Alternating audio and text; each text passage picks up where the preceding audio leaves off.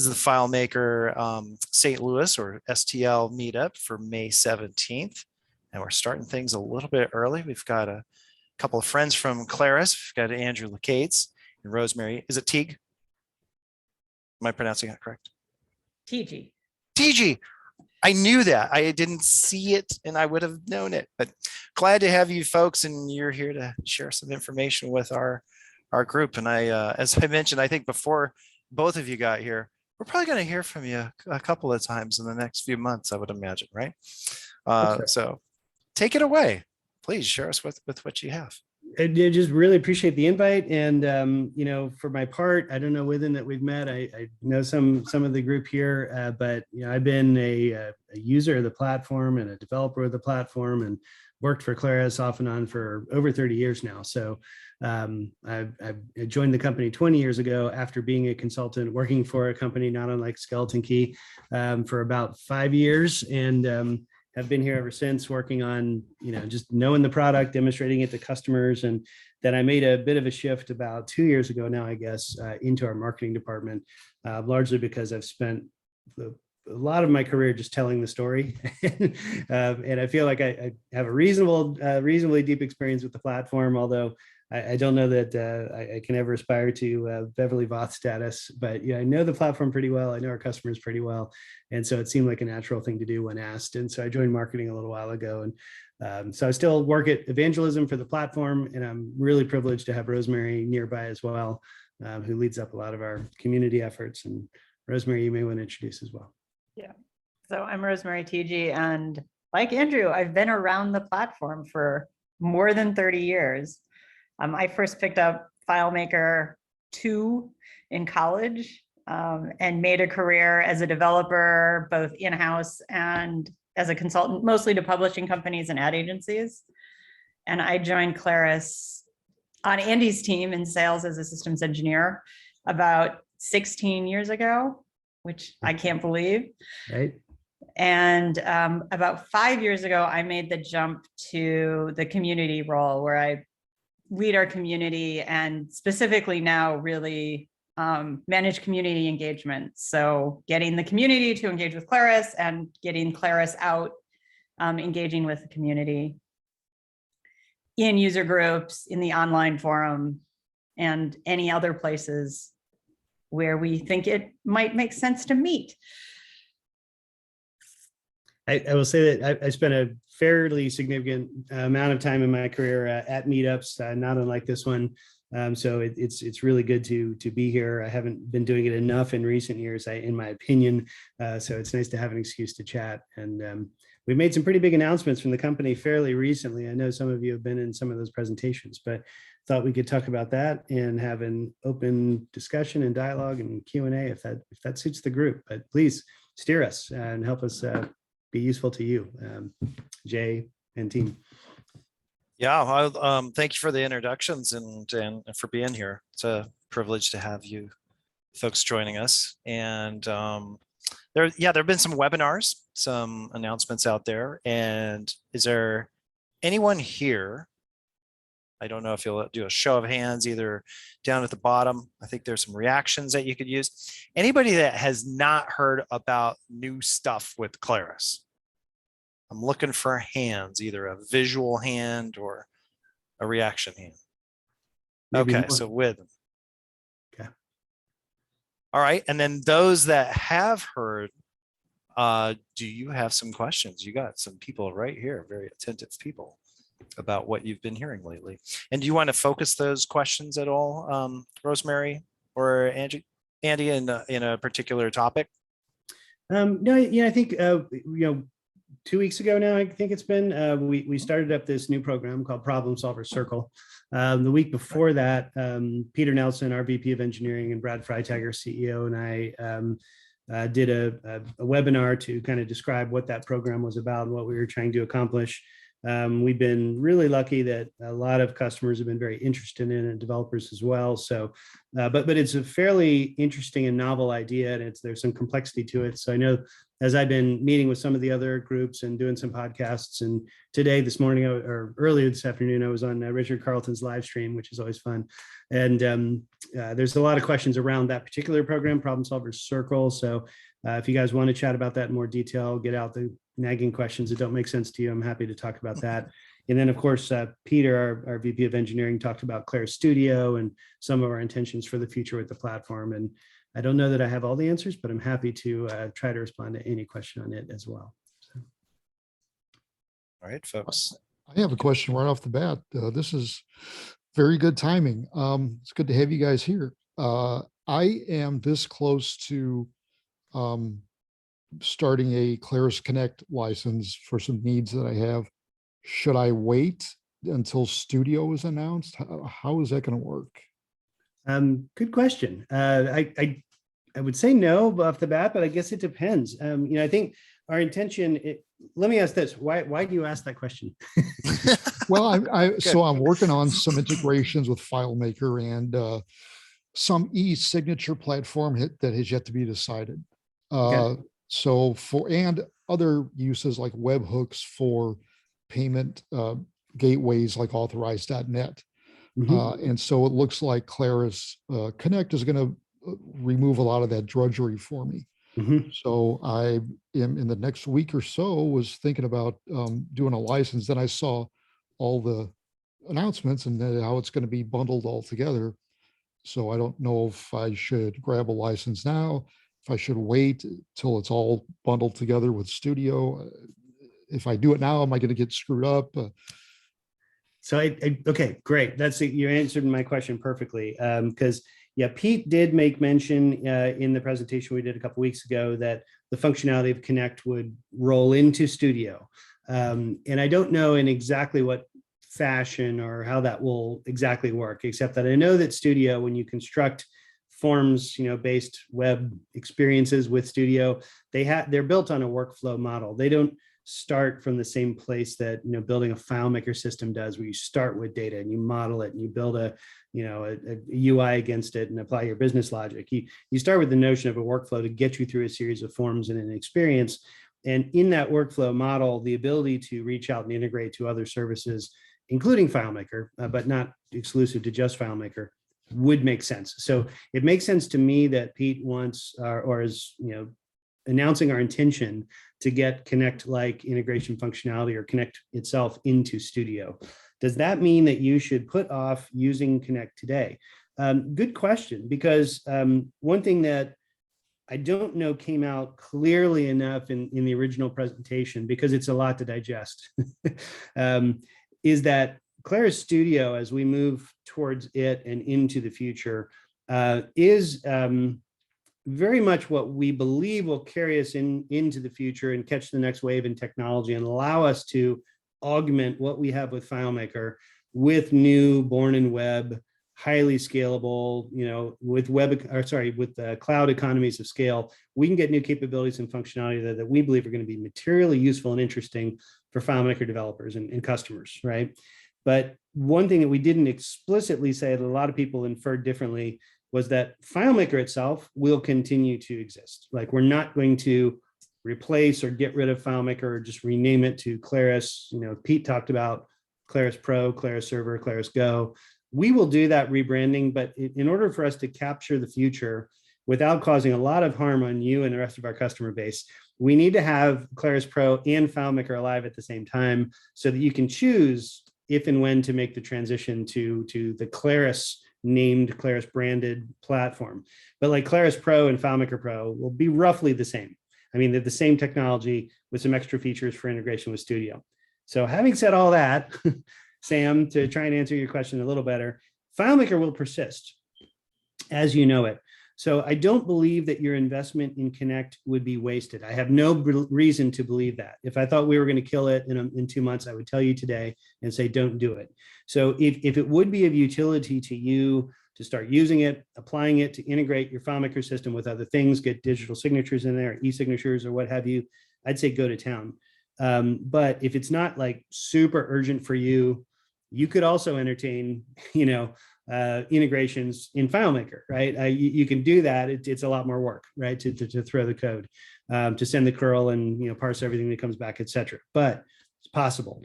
So that's I guess where I'm going is I don't think you'd be wasting your investment, but your question is a good one. So I don't know that you should just jump in headlong. And I would be remiss if I didn't ask the group to respond, because I think it's a good one. What bets do you make? Anybody else? I have a question about FileMaker Pro and Claris Pro, and Okay. it seems like Claris Studio is web-based, and it's going to be basically a web-based development tool. Mhm. Is FileMaker and the Web Direct technology going to get enhanced, or kind of hang around until Studio and that? Because it doesn't seem like the Studio is going to be as powerful at development as using as a development tool as FileMaker has been.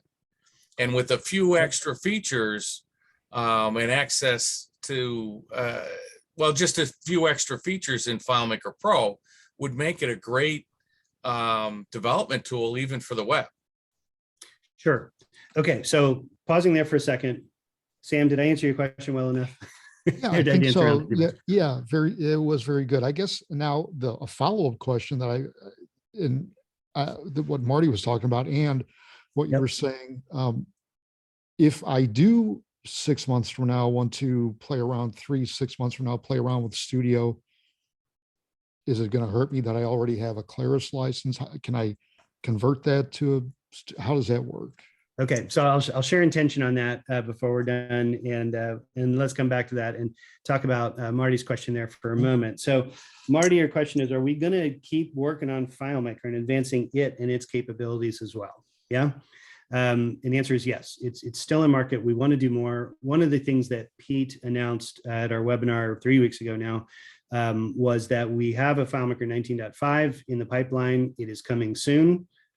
I'll confide in you all, that's weeks away, not months away, right? And it will be a pretty good, significant update for the platform, largely focused on performance in a few ways, including what we believe are some pretty significant performance improvements that will impact Web Direct. So Web Direct itself is still useful and important. There are other things we're doing with 19.5. There'll be some improvements to integration. I think some improvements around building and distributing add-ons for the platform. There are also a lot of bug fixes, like 400, I think is what Pete mentioned at the webinar. So it's a good performance and stability update with some great feature updates, including some nice, I don't know, sort of, I like to call them sweeteners, but new features that we haven't had before, like the ability to use live text on an iPhone to go and read, I don't know, a restaurant name or something off of a sign and potentially use that in a system. I don't know what for yet, but I can't wait to see what y'all do with it. So there's some cool stuff there. 19.5 will be great. And then 19.6 that Pete mentioned, one of the areas of our attention on it will be to add support for transactions at a scripting level, which is something a lot of advanced developers have been chasing for years. The ability to commit something to a database that's hosted and know with a certainty that you've got a whole transaction that was either committed or not, and you may be wanting to write 1,000 records and you want to make sure they all got in, right? And if they didn't, you don't want any of them to get in. So you'll have some ability to bundle up transactions, hopefully without doing portal tricks like we might do today.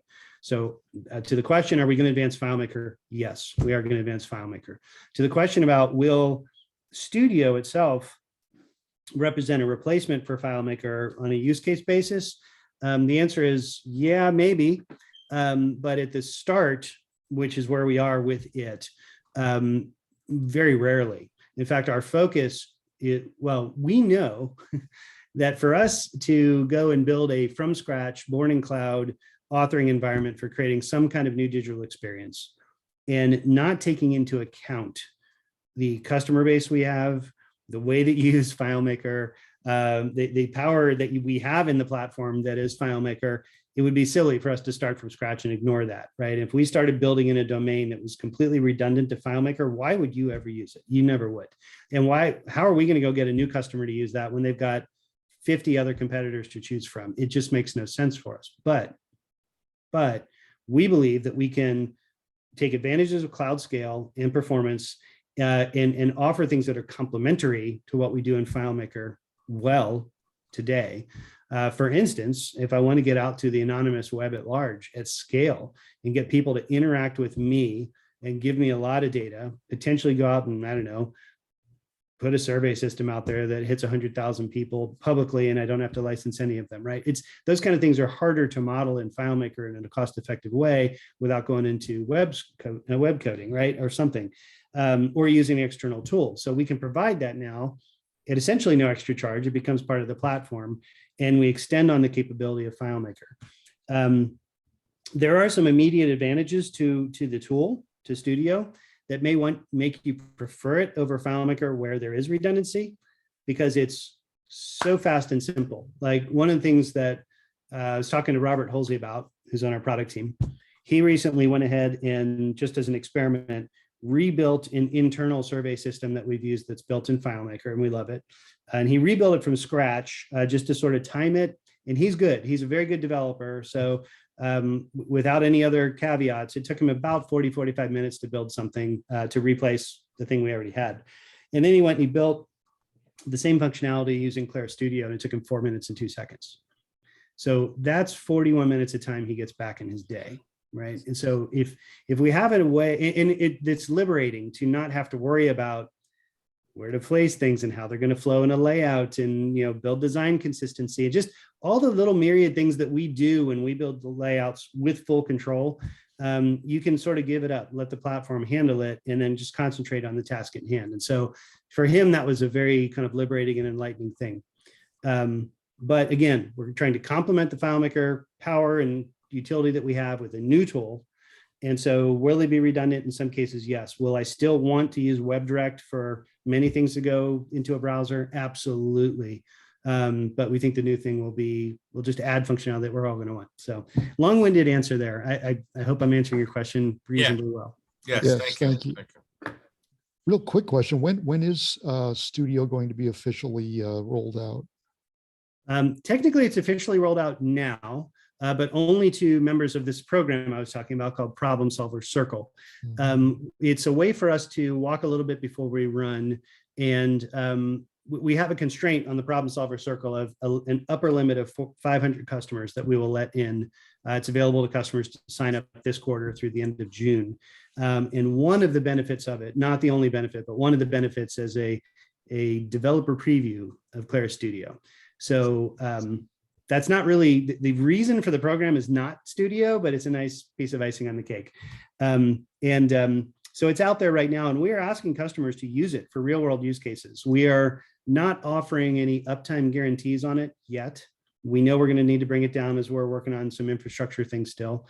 But we are saying that your data will be preserved. You can count on that, and please go build stuff. And so we have customers that are building various data intake forms for customers or whoever, and that'll give us some great learnings. And then sometime in a few months, Pete was talking about in the fall, we would expect to more broadly distribute Claris Studio to customers. So we're not years away. It's coming soon. Very good. Thank you. You bet. For what it's worth, Richard Carlton did open it up today in the live stream. He was using an internal sandbox that we're inviting developers to use. But we asked them, actually, the developers that are in are platinums, and we asked them to please demonstrate it back to the community of developers so that the community developers can understand what it is, as some customers, like the Problem Solver Circle customers, are getting access to it. Unfortunately, we just can't open it up to the world right now. We want to sort of control the scale for engineering testing reasons and then expand forward from there. But he did demonstrate it. So what is it, fmptraining.tv? I forget what the URL is. I think it was in here. But he'll probably post that live stream today or tomorrow. So if you want to get a peek at it, he's got some demo there. Yeah, definitely. You bet.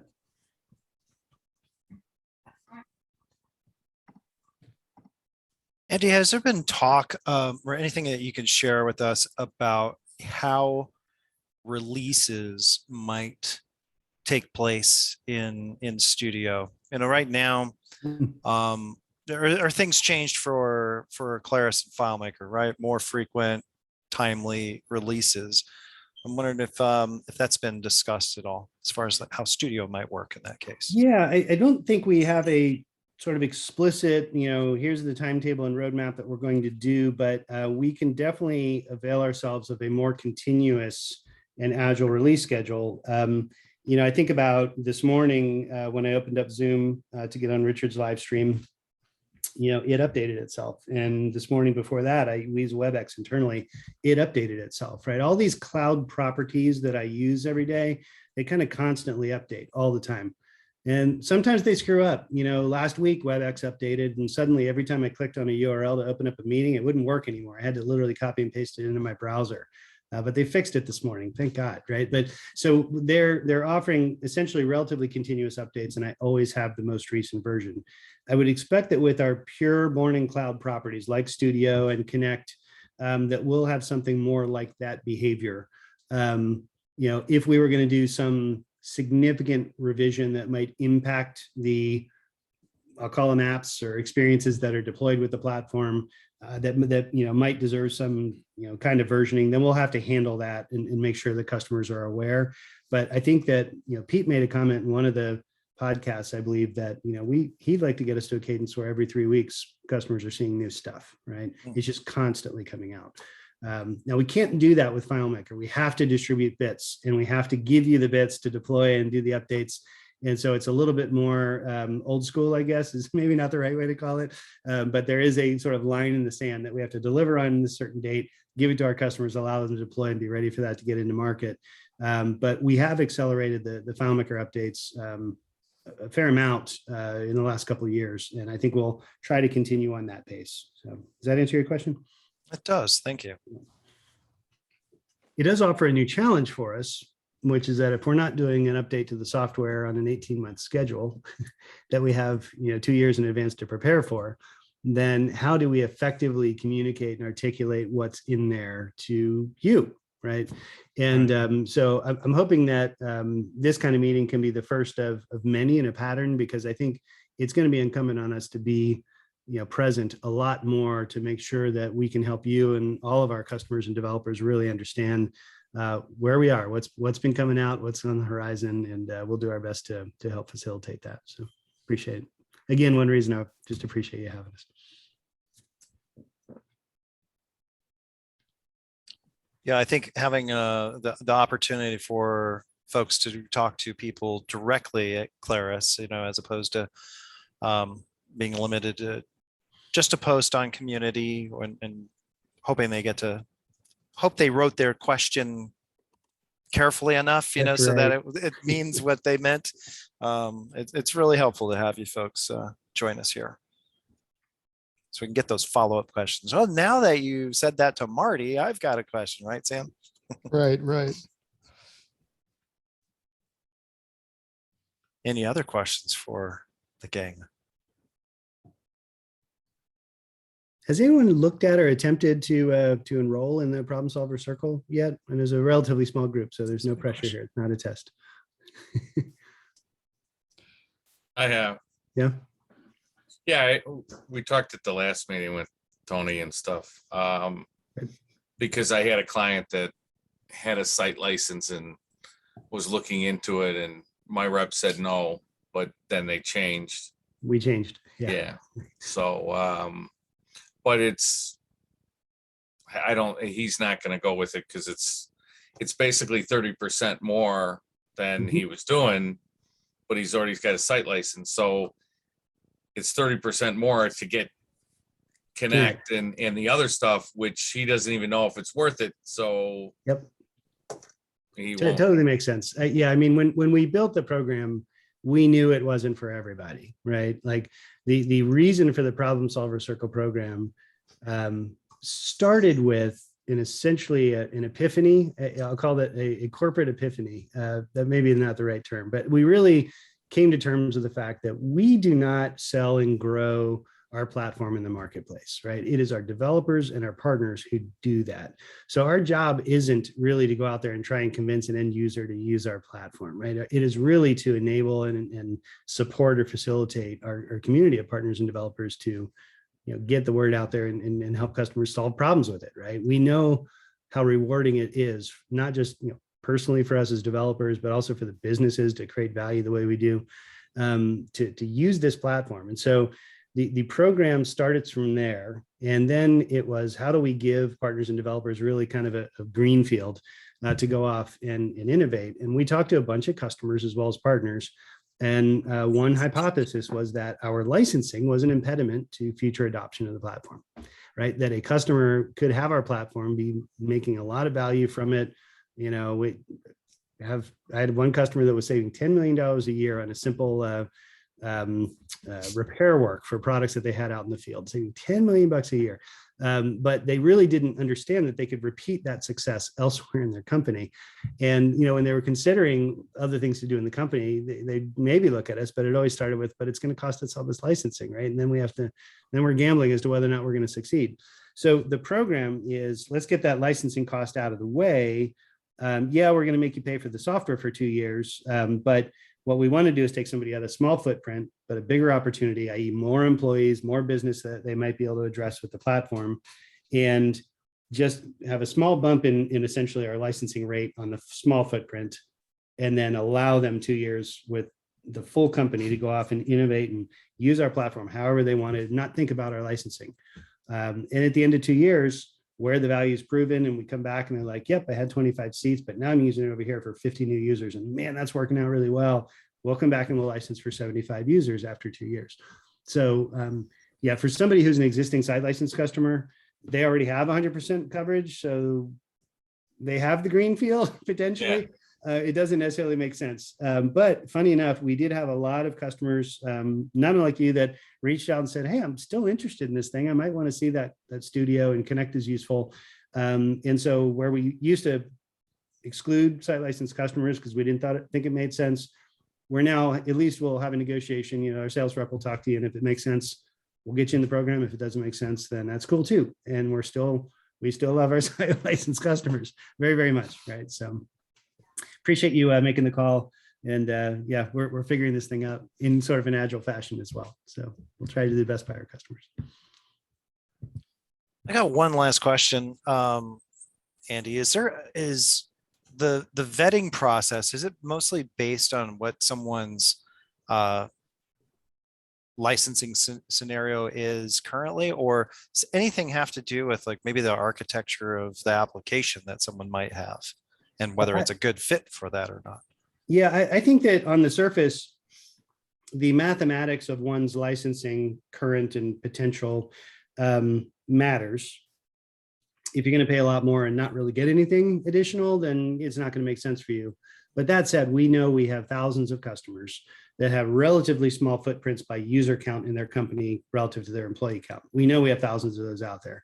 And so we think for a lot of customers, the basic math works. And so then the question is, like, who's an ideal customer? And I think if I'm a developer and I'm working in an organization and I know that I could do more for my company if I could just, you know, get access to use the platform over there, or we have an event coming up and I could build the registration system for 2,000 external customers or whatever, right? Like if I know that there are these use cases that we could do more with, then to me, it's kind of an easy pitch to go to my boss and say, dude, put me in, like, give me 2 years to innovate around this company. I will prove it. We're already making money on that thing I already built. Now let's go do a lot more of that. And for 2 years, Claris will let us, you know, do that.